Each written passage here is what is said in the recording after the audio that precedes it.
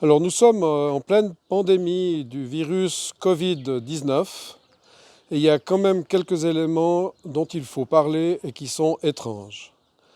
Premièrement, de nombreuses sources signalent qu'il y a eu des exercices préalables à cette pandémie mondiale. Déjà l'année passée et même plusieurs années auparavant, il y a eu des ouvrages de science-fiction, d'auteurs, qui parle d'un virus qui viendrait de la Chine, de Wuhan, dans les années 2020. Et le plan le plus bizarre, c'est ce plan qui était exercé l'année passée avec un scénario qui est exactement ce qui se passe maintenant, quasiment mot à mot, point après point, jour après jour, un plan d'exercice, d'implémentation d'une pandémie mondiale avec un virus, justement aussi un coronavirus.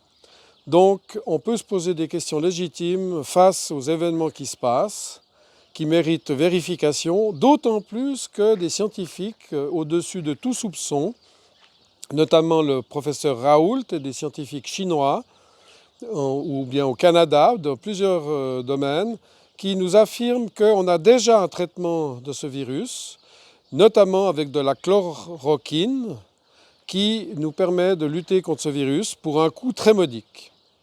Or, en face, d'une part, on coupe ces informations en les critiquant, en disant qu'elles ne sont pas sérieuses, mais sans aspect scientifique de la critique, alors qu'il y a des vies en jeu.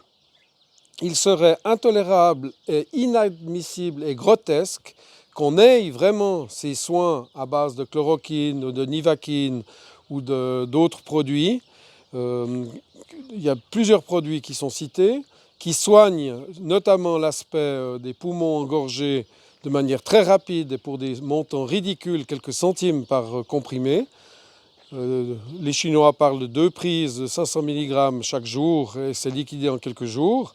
Ce serait inouï, grotesque, inadmissible et criminel si c'était vrai et si nos autorités ne vérifient pas ce genre d'informations et nous poussent dans une pandémie, dans une crise économique, une crise bancaire, une crise dramatique au niveau social, psychologique et avec des morts, des milliers de morts comme on le voit déjà en Italie, en Espagne et dans de nombreux pays dans le monde. Des milliers de morts alors qu'on peut soigner ces gens pour une fraction du coût. Et ces mêmes sources nous disent que très probablement, ces milieux cherchent à faire de l'argent, beaucoup d'argent, en développant soit des vaccins, soit des nouveaux médicaments, parce que les médicaments actuels ne coûtent plus rien car ils sont tellement sur le marché depuis tellement longtemps que les brevets sont tombés et que le coût de production est ridicule. Je dis de l'ordre de quelques centimes par comprimé, donc quelques francs par traitement. Donc on se trouve face à une hypothèse de travail sérieuse, d'autant plus qu'il y a plusieurs indices qui nous font dresser l'oreille. Notamment le fait qu'on voudrait nous obliger à prendre des vaccins. Ça deviendrait obligatoire dans le climat de folie actuel où on se trouve en confinement dans de nombreux pays avec l'armée, la police, la gendarmerie, les forces de sécurité qui nous donnent des amendes si on n'obéit pas ponctuellement aux ordres qui nous sont imposés. Ce serait inouï. Je pourrais presque appeler ça un coup d'État.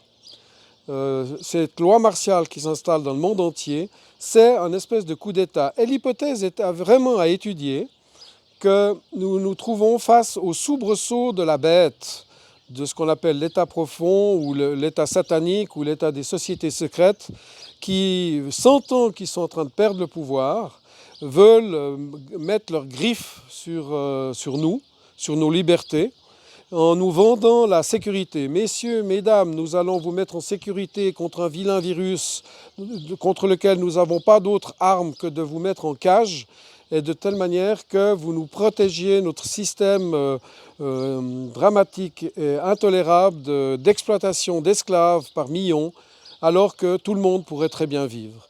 Il faut ouvrir les yeux, mesdames, messieurs. La société moderne, notre technologie, nos capitaux, notre savoir, permet à tout le monde de très bien vivre sur cette planète. Il est inouï que l'on ait des guerres, des révolutions, des boucheries, alors qu'on peut surproduire de tout On peut surproduire de la viande, du beurre, des végétaux, des légumes, des fruits. On surproduit des téléphones, des voitures, des ordinateurs. On surproduit de tout. La seule chose que l'on ne surproduit pas pour le peuple, pour nous, c'est la chose la plus facile à produire, c'est les tickets de rationnement, c'est la monnaie, c'est l'argent.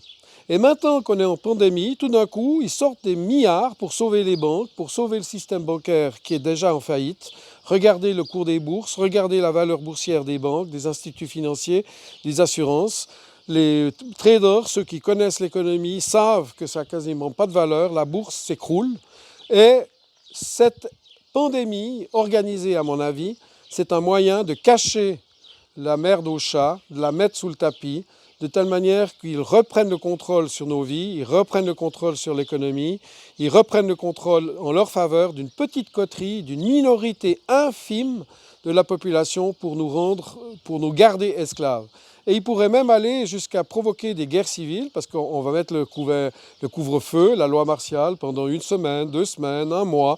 Ils vont tenir ça pendant une longue période, en cachant les découvertes scientifiques qui nous permettent de vaincre cette soi-disant pandémie, et afin de mettre le couvercle sur nos libertés. Ils nous vendent la sécurité et ils nous prennent nos libertés. Et même en Suisse, qui est une confédération de 26 États, 26 cantons, dans lequel nous résistons depuis des années contre l'obligation du vaccin, on se trouve devant de sérieuses tentatives de nous obliger à nous vacciner sous couvert de bien commun, de protéger les autres, de distance sociale et de risque de mort par milliers, du style de la grippe espagnole qui, après la Première Guerre mondiale, avait fait plus de morts que toute la guerre. Donc, mesdames, messieurs, réfléchissez bien, posez-vous des questions, regardez quelques éléments bizarres, du style le chef de l'armée suisse maintenant est un banquier, les banques tiennent les manettes, ils créent des milliards pour sauver leur petit système en prétendant qu'il n'y a pas d'autre système possible. Eh bien, ceci est faux. Il y a d'autres systèmes possibles, nous l'avons déjà démontré dans l'histoire. Nous pouvons créer des masses monétaires pour le bien commun de tous. Nous voulons notamment dissoudre la société anonyme privée actuelle de la Banque nationale suisse qui a des centaines de milliards à notre disposition. Dissolvons-la, distribuons le capital à tous les Suisses, ça fait plus de 100 000 francs suisses par personne en Suisse, y compris les bébés, dès la conception.